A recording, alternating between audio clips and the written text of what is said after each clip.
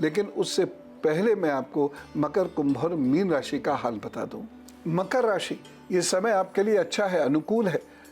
इस समय का सदुपयोग करना आपके लिए बड़ा श्रेयकर रहेगा, लेकिन दो बातों की सावधानी बहुत ज़रूरी है। पहली बात तो आप अपने निर्णय स्वयं नहीं लें, और दूसरी चीज़ है ठंडी चीज़ों का परहेज़ करें, अपने दांत और गले का विशेष रूप से ख्याल रखें। बाकी कुल मिला के समय ठीक है। हाँ, इतना ज़रूर मुझे लगता है कि कोई रिश्ता आपको धोखा दे सकता है या आपका मूड ख़राब कर सकता है। धोखा ना भी दे, मूड ख़राब कर सकता है। बाकी विद्यार्थियों के लिए और सबके लिए तो ये दिन अच्छा रहेगा। एक छोटा सा उपाय इस दिन ज़रूर कर दीजिएगा। इस दिन दूध का दान, और दूध के साथ साथ उसमें थोड़ी सी चीनी अलग से रखकर उसका दान ज़रूर कर दीजिएगा। कुंभ राशि की बात करते हैं। कुंभ राशि के लोगों के स्वास्थ्य की दृष्टि से ये दिन बहुत अच्छा नहीं कहा जा सकता। ध्यान रखें, जल्दबाजी में कोई डिसीजन मत लीजिएगा। किसी पर इस दिन तंज मत कीजिएगा। आप इस दिन गुस्सा बिल्कुल मत कीजिएगा, अन्यथा आपके बनते हुए कार्य बिगड़ जाएंगे। इस दिन कोई यात्रा करनी पड़ सकती है आपको, और यात्रा में आप अपने स्वास्थ्य का विशेष रूप से ध्यान रखिएगा, और साथ ही साथ अपने धन का ध्यान रखें। एक सावधानी, इस दिन सर्दी गर्मी से बचने की कोशिश करनी है। उपाय क्या करेंगे? गुनगुने दूध में 2 चुटकी हल्दी डाल लीजिए और पी लीजिए, और उसके साथ साथ नमः शिवाय का जप कीजिए। फिर अपने काम पर जुट जाइए, प्रभु सब ठीक करेंगे। मीन राशि, यह दिन आपके लिए अच्छा है। बहुत सारी समस्याओं में आप खुद ही कूद पड़ेंगे, खुद ही अपना नुकसान करने को आज आप आतुर हैं, लेकिन फिर भी दैवीय कृपा से आप बचते चले जाएंगे। ये दिन आपको बहुत सपोर्ट कर रहा है, और अगर ऐसे में आप स्वयं अपना सपोर्ट करें, ऐसे में आप खुद अच्छे निर्णय लेकर काम करना शुरू करें, तो फिर देखिए क्या कहने, फिर तो चीज़ें बहुत भी अच्छी हो जाएंगी और अच्छी हो जाएंगी। विद्यार्थियों के लिए ये दिन तो बहुत अच्छा है, इसलिए खूब मेहनत से अपना कार्य कीजिए और आगे बढ़ते चले जाइए। एक छोटी सी सावधानी ज़रूर बरतनी है, इस दिन अहंकार मत कीजिएगा, गुस्सा मत कीजिएगा, और एक छोटा सा उपाय कि आप इस दिन गौ माता को कुछ भोजन ज़रूर दीजिएगा। बाकी अच्छा रहेगा, आपकी तरक्की होगी। सिनौली से मोहित जी हमारे साथ हैं। जी राम राम मोहित जी। बोहित सर, प्रणाम गुरु जी, बहुत बहुत धन्यवाद आपका जी। हम बहुत धन्य हो गए आज आपसे बात करके। जी बताइए, क्या डेट ऑफ बर्थ है? हाँ, डेट ऑफ बर्थ है 23 मई 93।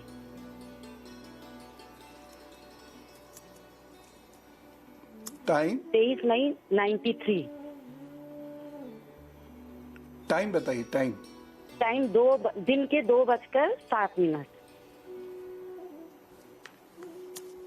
और जन्म स्थान? जन्म स्थान सिंगरौली, जिला सिद्धि, MP।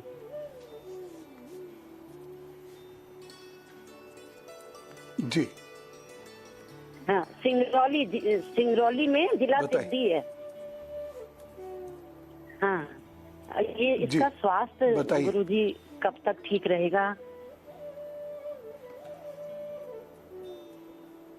हेलो, स्वास्थ्य को लेकर थोड़ी सी समस्या है। आप एक काम ये क्या कीजिए कि इनको बोलिए रोजाना महामृत्युंजय का जप किया करें, या बजरंग बाण का पाठ कर लिया करें, या राम रक्षा स्तोत्र का पाठ कर लिया करें। जो इनको अच्छा लगे उनमें से एक चीज कर लिया करें।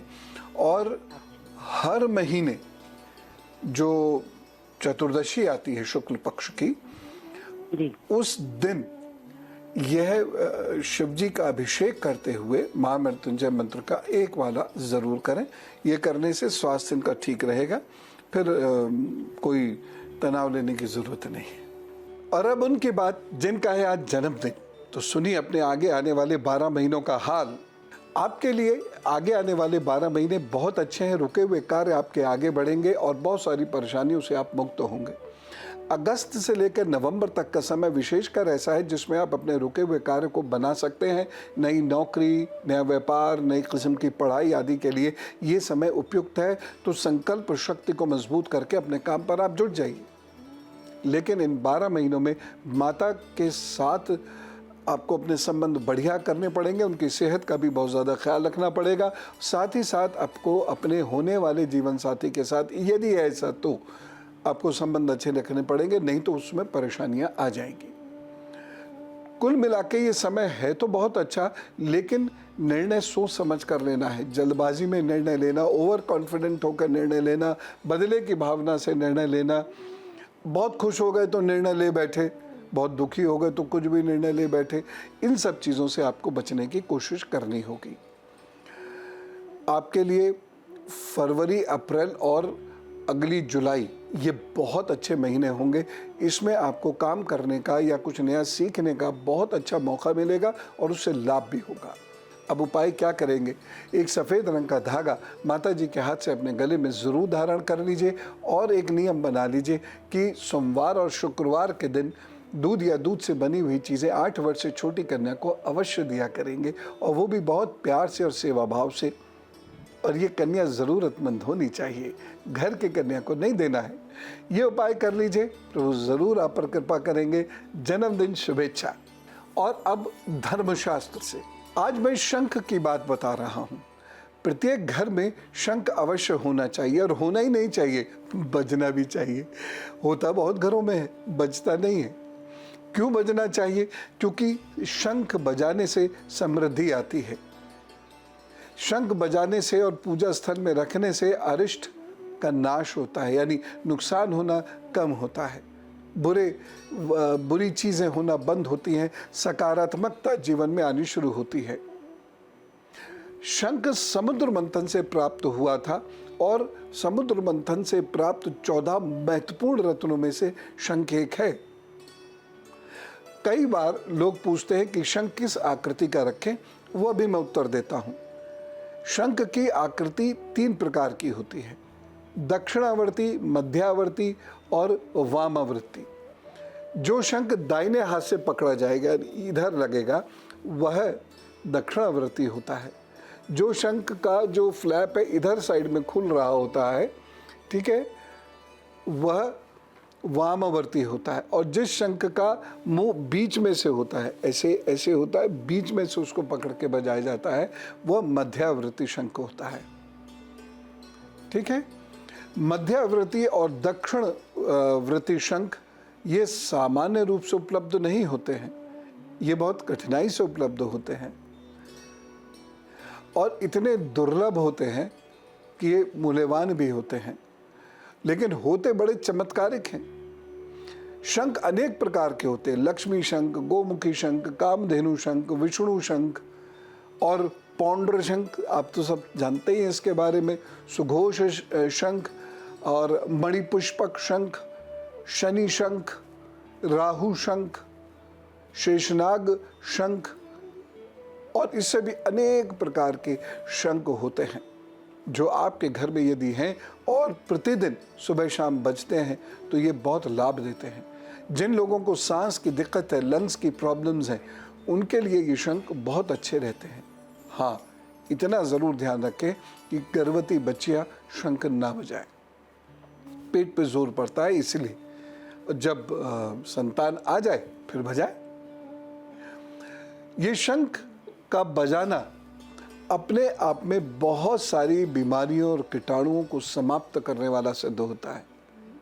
बस इतना ध्यान रखें, शंख घर में लाएं ज़रूर, लेकिन ओरिजिनल हो, क्योंकि हमारे यहाँ हमारे समाज में नकली माल का बोलबाला है। तो कहीं ऐसा ना हो वो पीओपी का शंख आपको पकड़ा दे, क्योंकि उसका लाभ नहीं होगा। जो समुद्री शंख होगा लाभ उसी का होगा। इसलिए सोच समझकर शंख को खरीदिएगा और अपने घर को सौभाग्य से महकाइएगा। और अब गुरु मंत्र। अदरक का एक बहुत गजब का उपाय। 100 मिलीलीटर दूध ले लीजिए और 2 ग्राम अदरक का चूर्ण इसमें मिलाकर पीजिए। तो जिन लोगों को बहुत कफ रहता है या परमानेंट जुकाम रहता है, उन लोगों को इससे फ़ायदा होता है। एक और चीज़, रस निकालिए अदरक का, कितना, 2 बड़े चम्मच, और इसमें आप शहद मिलाएं, लेकिन शहद ओरिजिनल हो, और सुबह शाम इसका सेवन करें तो आपकी सांसों से जुड़ी हुई बीमारी, खांसी, जुकाम, इन रोगों में बहुत आपको लाभ होता है।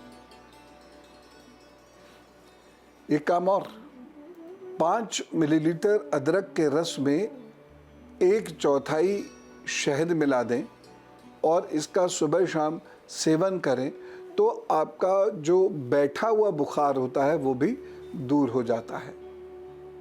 खांसी तो इससे दूर हो ही जाती है। और एक चीज़ बताना चाहता हूँ, जिन छोटे बच्चों को जिन्हें अदरक नहीं दी जा सकती लेकिन कफ की समस्या बहुत रहती है, नज़ला खांसी जुकाम की समस्या बहुत रहती है, तो सूखी हुई अदरक जिसे हम सौंठ कहते हैं, काले रंग के धागे में उनके गले में पहना दें। इतना सा टुकड़ा बहुत है, ये बच्चे को बहुत महफूज रखेगा और उसके साथ साथ उसके अंदर के कफ को ख़त्म करने में मदद करेगा। और ये जो सौंठ है ये बच्चे की रिब्स पर टच हो, ये ध्यान रखिएगा। बस इतना करिएगा और निश्चित रूप से लाभ होगा बच्चे को। तो ये अदरक कोई सामान्य चीज़ नहीं है। और एक बात बता रहा हूँ, खाने से पहले यदि घिसी हुई अदरक पे आप सेंधा नमक डाल के खाते हैं तो भूख बड़ी अच्छे से लगती है, खाना पचा देती है ये। तो अदरक का उपयोग कीजिए, अदरक का सेवन कीजिए। हाँ, कुछ लोग अपने पंथ की या धर्म की मान्यताओं के कारण अदरक का उपयोग नहीं करते तो कोई बात नहीं, लेकिन अदरक का जो लोग उपयोग करते हैं वो इस प्रकार से करें, प्रभु कृपा से लाभ अवश्य होगा। तो आज हमने कितनी सारी बातें जानी। आपके अंदर जब ज्ञान आता है तो बहुत कॉन्फिडेंस आता है, दिन बड़ा अच्छा गुजरता है। तो आप भी इस ज्ञान को लीजिए, औरों को भी बताइए, क्योंकि अच्छे विचार भी फैलने चाहिए, तो नकारात्मकता समाज की दूर हो जाएगी। तो और लोगों को भी बताइए। फिर मिलते हैं, तब तक आप रहिए खूब खुश, मस्त और सफलता के साथ अपने दिन को बिताइए। राम राम, नमस्कार, भारत माता की जय।